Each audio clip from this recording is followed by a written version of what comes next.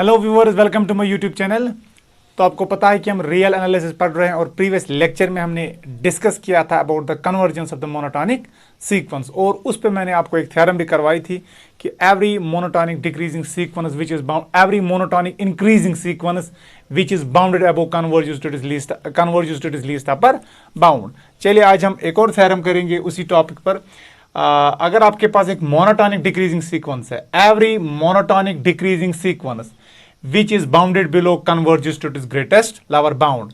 और previous lecture में हमने किया था every monotonic increasing sequence which is bounded above converges to its least upper bound, converges to its supremum। लेकिन आज हम ये थ्योरम करेंगे every monotonic decreasing sequence which is bounded below converges to its greatest lower bound or infimum। तो let's come to the proof. तो हमें एक monotonic increasing sequence लेनी है। let an be a monotonic decreasing sequence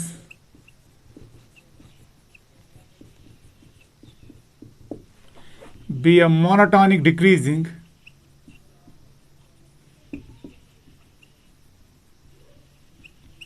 let an be a monotonic decreasing sequence which is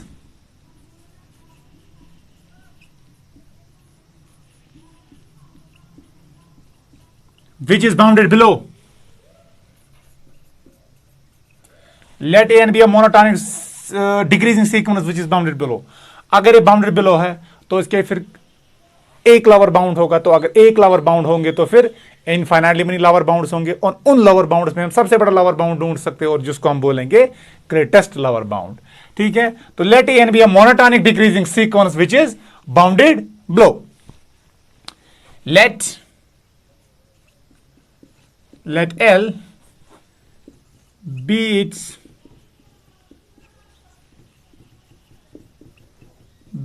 greatest lower bound। let L be its greatest lower bound। चलिए हम L इसका क्या मानेंगे कि L इसका greatest lower bound है। फिर हमें क्या दिखाना है, हमें दिखाना है कि जो ये मोनोटोनिक डिक्रीजिंग सीक्वेंस है ये कहां पर कन्वर्ज हो रही है, ये ग्रेटेस्ट लोअर बाउंड को कन्वर्ज हो रही है। तो फिर हमें ये चीज दिखानी। देन वी शैल प्रूव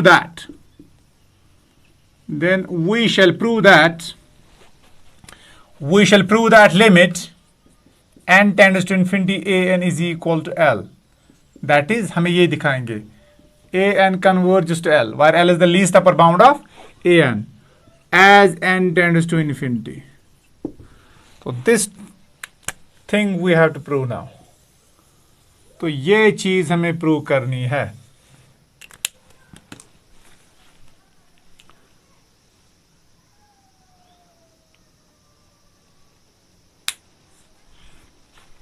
तो ये चीज हमें प्रूव करनी है।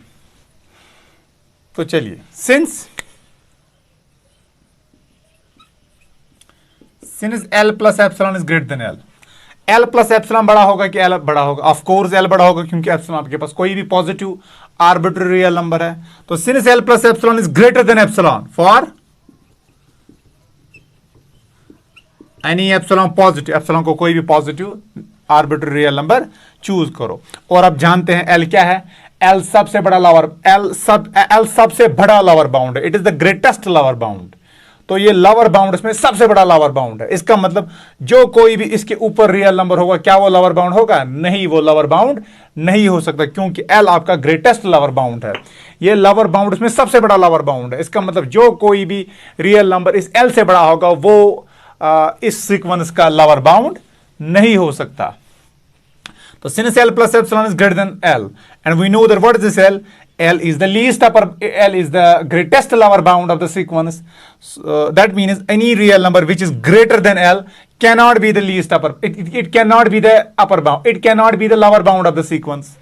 Since L plus epsilon is greater than L for any epsilon positive, therefore और हम जानते हैं, हम क्या जानते हैं, जो आपका L है, L क्या है?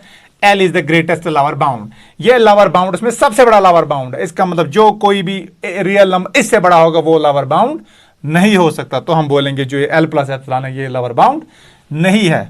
तो therefore L plus epsilon cannot be, it cannot be a lower bound, it cannot be a lower bound, it cannot be a lower bound of the sequence. तो ये इस सीक्वेंस का लोअर बाउंड नहीं होगा। तो आपको पता है कि अगर कोई सीक्वेंस, ये सीक्वेंस का लोअर बाउंड नहीं है, इसका मतलब जो इसका रेंज सेट होगा ना सीक्वेंस का, उसका लोअर बाउंड नहीं होगा। और रिकॉल करो आप लेक्चर नंबर 1 इस लेक्चर सीरीज का, या प्रॉब्ली लेक्चर नंबर 2, जहां पर मैंने आपको प्रॉपर्टीज ऑफ बाउंड्स पढ़ाया था। मैंने बोला था अगर कोई स्मॉल, जो आपके पास के रियल नंबर है, ये लोअर बाउंड नहीं होता, इसका मतलब कम से कम सेट में ऐसा एक एलिमेंट होगा जो इससे भी छोटा होगा। ठीक है, तो जो ये एल प्लस एप्सिलॉन है, अब ये इस सीक्वेंस का लोअर बाउंड नहीं है। इसका मतलब इस सीक्वेंस में कम से कम एक टर्म आपको ऐसी मिलेगी जो इससे भी छोटी होगी। समझ आया? तो मैं क्या बोलूंगा, therefore L plus epsilon can not be a lower bound of a n, thus there exists, a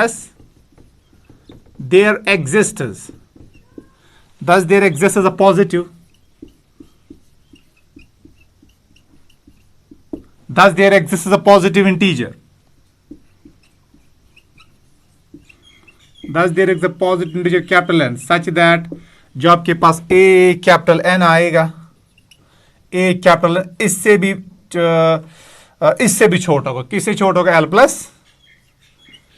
plus epsilon से, क्योंकि जो एल प्लस एप्सिलॉन है ये इसका लोअर बाउंड नहीं है। इसका मतलब कम से कम एक टर्म तो आपको मिलेगी जो इससे भी छोटी होगी, एंड उस टर्म को मैंने लिया ए capital N.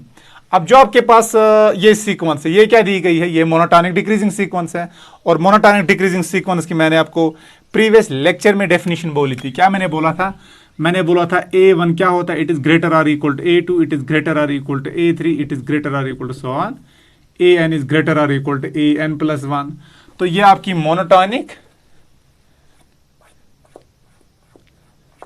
Monotonic decreasing sequence होती है। ठीक है, AN is greater or equal to AN plus 1 for all n belongs to N.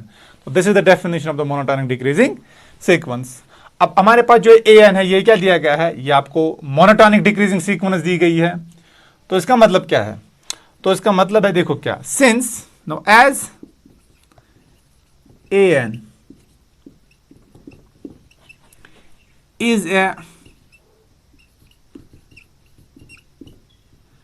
is a monotonic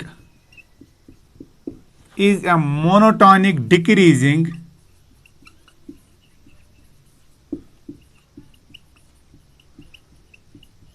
it is a monotonic decreasing sequence. What does it mean? जब ये monotonic decreasing sequence, इसका मतलब क्या है? तो मैं बोल सकता हूं जो ये AN होगा, तो AN है, क्या मैं बोलूंगा ये ग्रेटर आर इक्वल टू होगा A capital N? No sorry गलत लिखिए।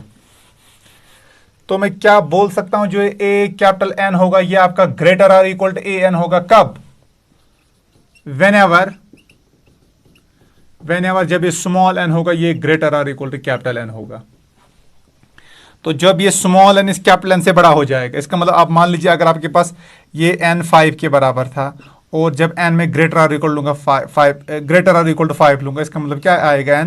एन का वैल्यू आएगा 6, 7, 8 so on and so fourth. तो जो टर्म्स की, जो इस सीक्वेंस की टर्म्स होंगी, क्या वो बढ़ जाएंगी, घट जाएंगी? वो घट जाएंगी। क्यों? क्योंकि सीक्वेंस मोनोटोनिक डिक्रीजिंग सीक्वेंस है। तो मोनोटोनिक डिक्रीजिंग सीक्वेंस में क्या होता है? टर्म्स छोटी से छोटी होती जा रही हैं। A1 बड़ा होता है A2 से, A2 बड़ा होता है A3 से, A3 बड़ा होता है A4 से। तो in general AN greater or equal to AN plus 1 होता है। अब जब ये स्मॉल n इस कैपिटल N को एक्सीड करेगा, तो जो इसके कॉरस्पॉन्ड में आपको टर्म मिलेगी ना सीक्वेंस की, वो कम होगी इस कैपिटल AN से। आई होप आपको ये समझ आ रहा है। इसीलिए क्योंकि आपके पास ये सीक्वेंस है, ये मोनोटोनिक डिक्रीजिंग दिया गया है। तो और जरा मैं इसको इसके साथ कंबाइन करूं, तो मैं इसको ऐसे लिख सकता हूं, this AN is less or equal to A capital N,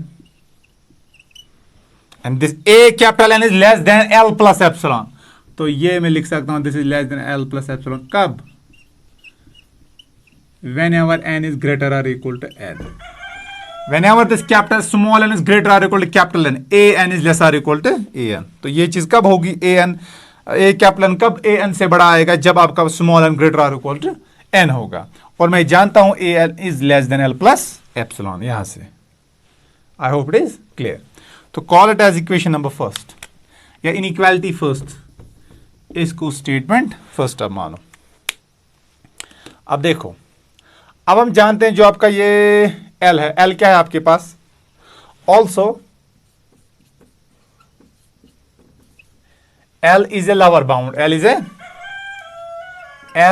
a greatest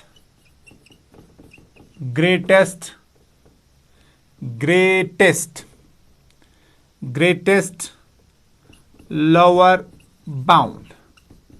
अब ग्रेटेस्ट लोअर बाउंड का मतलब क्या है? ये लोअर बाउंड है, लेकिन लोअर बाउंड है सबसे बड़ा लोअर बाउंड है। क्या ऐसी कोई टर्म इस सीक्वेंस में आएगी जो इससे छोटी होगी? नहीं, हर कोई टर्म जो सीक्वेंस की होगी ना वो इससे तो बड़ी होगी या ज्यादा से ज्यादा इक्वल होगी। तो मैं बोल सकता हूं मैं बोल सकता हूं जो ए एन आएगा ये आपका आएगा ग्रेटर देन एल, या मैं बोल सकता हूं L is less than less or equal to a n, and this happens for all n belongs to N. ये हर किसी नेचुरल नंबर के लिए होगा, क्योंकि एल इसका लोअर बाउंड है इस सीक्वेंस का। तो हर कोई टर्म जो इस सीक्वेंस की होगी ये इस लोअर बाउंड से बड़ी होगी या ज्यादा से ज्यादा इक्वल होगी। आई होप इट इज क्लियर, आपको यहां तक समझ आया।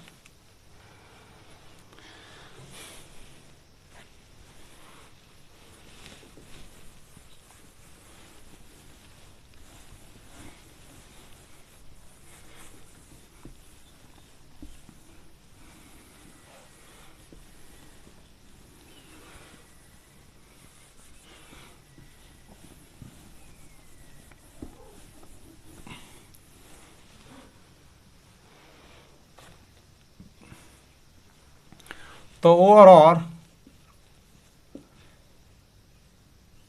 एल माइनस एप्सिलॉन बड़ा है कि एल बड़ा है? ऑफ कोर्स एल ही बड़ा होगा। क्यों? क्योंकि एप्सिलॉन कुछ पॉजिटिव है। For any epsilon positive,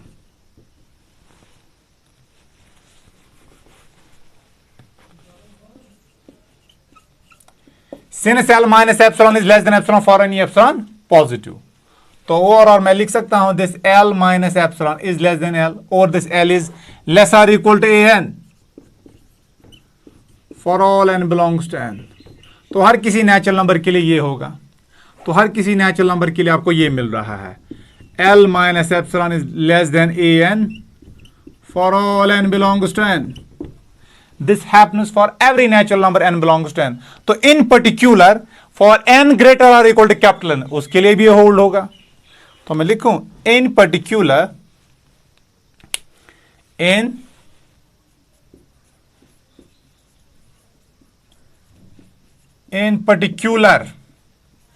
L minus epsilon is less than AN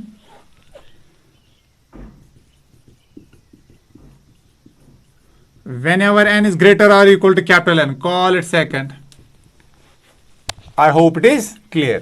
L minus epsilon हमेशा L से छोटा होगा, क्योंकि L एक पॉजिटिव क्वांटिटी है। तो जब पॉजिटिव क्वांटिटी L से सब्ट्रैक्ट करेंगे तो जो बचेगा वो गिवन L से तो छोटा ही होगा, वो गिवन रियल नंबर से तो छोटा ही होगा।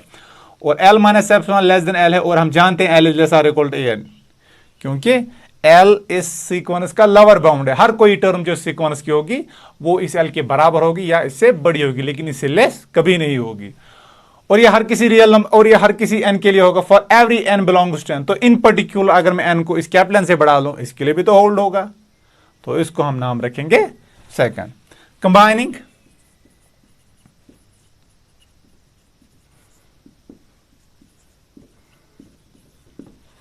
Combining first and second we get, अब जरा कंबाइन कीजिए आप फर्स्ट और second. What we will get L minus epsilon is less than L, and this is, ये तो सेकंड से आएगा। फर्स्ट से क्या आएगा? फर्स्ट से आपको आएगा, देखो क्या आएगा। फर्स्ट से आपको आएगा AN is less or equal to A capital N, that is less than L plus epsilon. तो लिखूं मैं यहां पर this is less than L plus epsilon. I hope it is clear. देखो सेकंड से आपको मिल रहा है a small n is lesser equal a capital N that is less than L plus epsilon. इसका मतलब a small n is less than L plus epsilon whenever n is greater और equal to n. तो इस यही मैंने लिखा L minus epsilon is less than a n and this a n is less than L plus epsilon whenever n is greater or equal to e capital N, and this epsilon is any arbitrary positive number.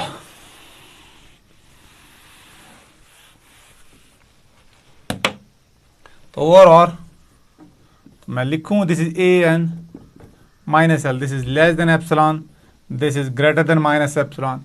कब? whenever n is greater or equal to capital N। तो और मैं लिखूं A L minus L mod that is less than epsilon whenever n is greater or equal to capital N। what does it mean? तो मैंने आपको definition बोली थी ना of the convergence of the sequence a n minus L is less than epsilon whenever n greater or equal to implies this a n converges to L। and what is this L? L is the greatest lower bound। and what is this a n? it is the monotonic decreasing sequence। का मतलब monotonic decreasing sequence L की तरफ converge हो रही है और ये a n कोई भी आर्बिट्री मोनोटोनिक डिक्रीजिंग सीक्वेंस है। तो इसका मतलब है हर कोई मोनोटोनिक डिक्रीजिंग सीक्वेंस कहां पर कन्वर्ज हो रही है? वो अपने least upper bound greatest lower bound की तरफ कन्वर्ज होगी। दिस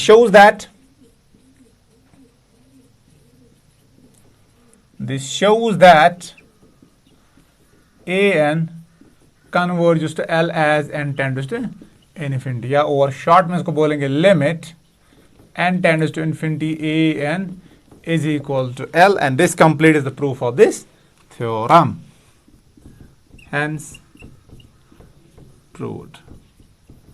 तो this complete is the proof of this theorem। तो a n आपके पास मोनोटोनिक डिक्रीजिंग सीक्वेंस थी और ये कहां पर कन्वर्ज हो रही है? L। and what is L? L is the greatest lower bound। This complete the proof of this theorem. तो अब याद क्या आप रखोगे कि जो मैंने आपको थ्योरम करवाई थी एवरी मोनोटोनिक इंक्रीजिंग सीक्वेंस, अगर आपके पास एक मोनोटोनिक इंक्रीजिंग सीक्वेंस है जो कि बाउंड्री अबो है, फिर वो कन्वर्जेंट होती है, और कहां पर कन्वर्ज होती है? सुप्रीमम की तरफ, ग्रेट लीस्ट अपर बाउंड की तरफ। इसी तरह अगर आपके पास एक मोनोटोनिक डिक्रीजिंग सीक्वेंस है जो कि बाउंडेड बिलो है, वो भी कन्वर्ज होगी। कहां की तरफ कन्वर्ज होगी? That converges to the greatest lower bound. I hope आपको ये थ्योरम समझ आई होगी। अब जब ये एग्जाम में ये थ्योरम पूछी जाती है ना, तो इन एक स्टेटमेंट लिखा जाता है जो मैंने आपको कल थ्योरम करवाई थी, प्रीवियस लेक्चर में थ्योरम करवाई थी, और ये थ्योरम इनको कंबाइन करके हम एक स्टेटमेंट लिखते हैं। वैसे ही वो एग्जाम में पूछा जाता है। चलिए वो उस थ्योरम का स्टेटमेंट मैं ऐसे लिखूंगा, थ्योरम। अब देखो वो थ्योरम क्या है। The necessary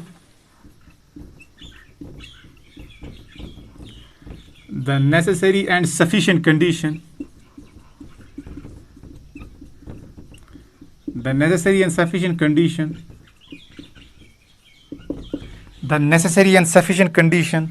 for the convergence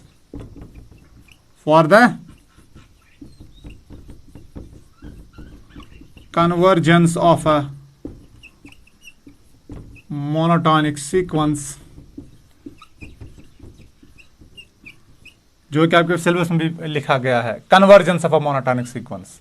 the necessary and sufficient condition for the convergence of a monotonic sequence is that monotonic sequence an is that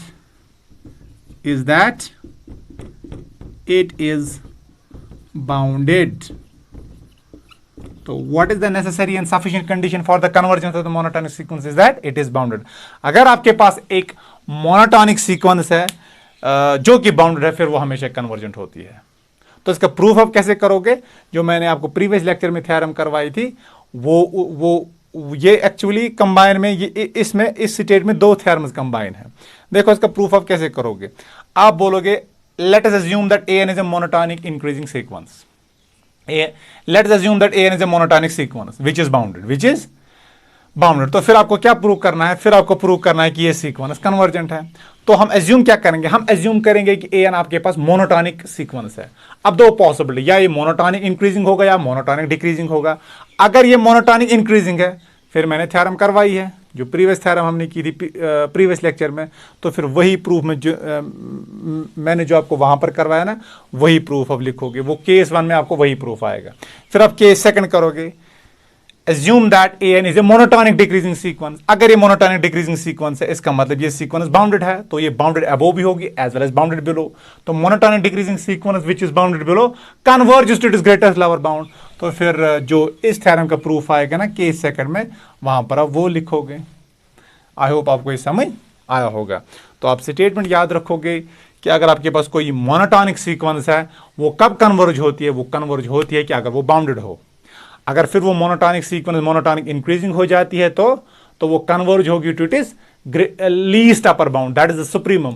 but if that sequence is monotonic decreasing, अगर वो monotonic decreasing होगी, फिर वो converge होगी to it is greatest lower bound या infimum. I hope आपको जो मैंने आज कंटेंट्स पढ़ाए आपको ये समझ आए होंगे। और ज़्यादा से ज़्यादा आप इस चैनल को शेयर कीजिए, सब्सक्राइब कीजिए, लाइक कीजिए। और अगर कहीं पर कोई कन्फ्यूजन रह रहा है तो आप कमेंट सेक्शन में भी अपना डाउट्स को मेंशन कीजिए।